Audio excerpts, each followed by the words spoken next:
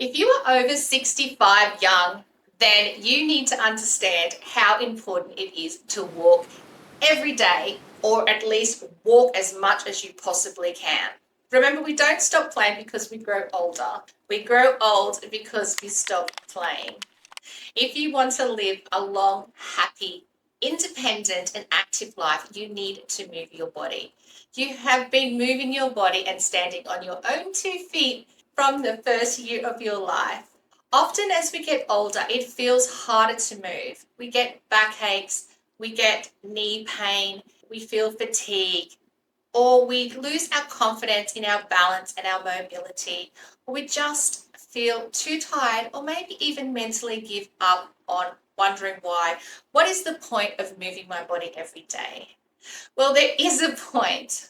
Either get busy living or get busy dying. All the research flooding out at the moment is telling us how important walking is every single day. You don't have to get up and run a marathon. Yes, if you can walk at a brisk pace, that is fantastic, but the most important thing is to get up off the couch, walk to the front door. Even if you don't feel like it, just say, okay, I'm going to walk for 2 minutes down the street, turn around and come back. Often you find that you may walk longer once you get out and about. The important thing is to start that habit or get back into a habit. The American Heart Association has come out saying that taking between 6,000 to 8,000 steps a day, particularly over the age of 65, can reduce your risk of premature death, disease, and dying between 40 and 50%. Now, to me, that's pretty good odds. If I had to bet on something and I had a 50% chance, yes, I've put on black and red bets before. And to me, looking after your health is not an expense. It's not a time waste. It is an investment.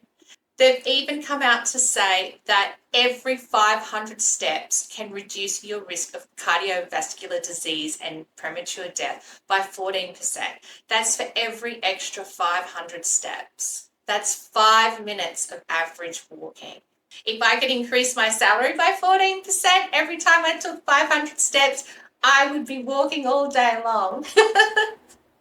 Whilst anybody is going to tell you that doing other exercise such as strength training, cardiovascular workouts, and stretching exercises such as Pilates and yoga is definitely something you should try to incorporate into your life at least 2 to 3 times a week. Walking is something that everybody can do. It is easy and it is cheap, and you don't have to start big. The important thing is to start, to make it become a habit. You put out the cat every night, you brush your teeth every night, you take your bins out on a Sunday. We know what habits are. We know that they are sometimes difficult to start and to maintain. However, habits are actually something that are a part of our routines. If you make walking something that becomes a priority to you, it will become part of your routine. I walk every single night, rain, hail or shine. I never used to be a walker. Honestly, it wasn't my thing. I'm definitely not a runner. Running to me is like running late for transport or being chased by zombies.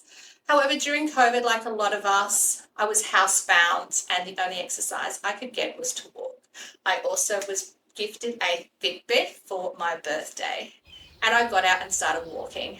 I have found the benefits of getting out and walking every day, particularly in nature, absolutely amazing. It's been wonderful for my fitness and, most importantly, my mental health. To be honest, I actually feel deprived if I don't get out and have my walk every day and my me time. The research is just flying in at the moment about how walking every day can decrease your risks of dementia anywhere between 30 to 40%, particularly if you are walking in nature. Nature has its own way of improving your mood, reducing your chances of depression and anxiety, and is a time when you're out and about where you can get creative and solve problems and have me time. To get out and about in nature, listen to the birds, look at the trees, breathe in that beautiful fresh air. Which I do sometimes. I also use it as times to listen to podcasts and music. Our heart is a muscle, and sometimes we forget that this is a muscle and it needs to be worked out, just like your thighs, just like your biceps. So getting out and working that muscle is going to make your heart stronger. You want to get that heart rate down as low as you can. I have a video that you can watch that talks about what rate your pulse and your resting heart rate could be at. And this can give you a giant indication of your chances of early death. Another big thing, other than we know that it helps you sleep, that it keeps your muscles strong, that it helps keep your bone density up, is that it can help lower your blood sugar. Science has actually proven now that walking for just 2 minutes within half an hour of a meal can reduce your blood sugar by 30%. Everyone should be looking at reducing their blood sugar spikes, particularly if you are diabetic or have insulin resistance problems. Even just standing after a meal can have some benefit.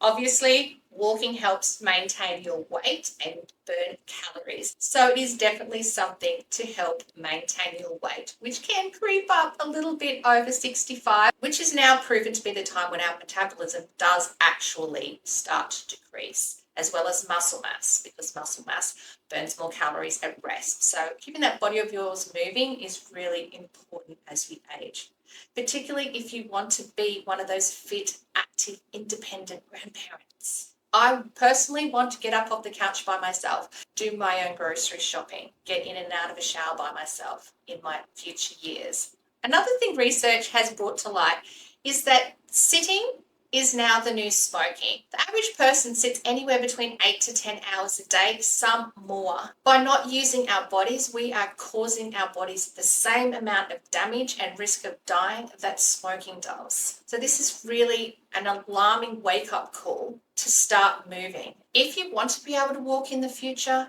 and later in life, you need to walk today. Every step helps keep you healthy and keep you motivated and keep you independent and happy on this beautiful planet of ours. I had a period when I was sick where I wasn't able to keep up my level of walking for a few months, and the changes in my body were really frightening. And I have a video that you can check out just here.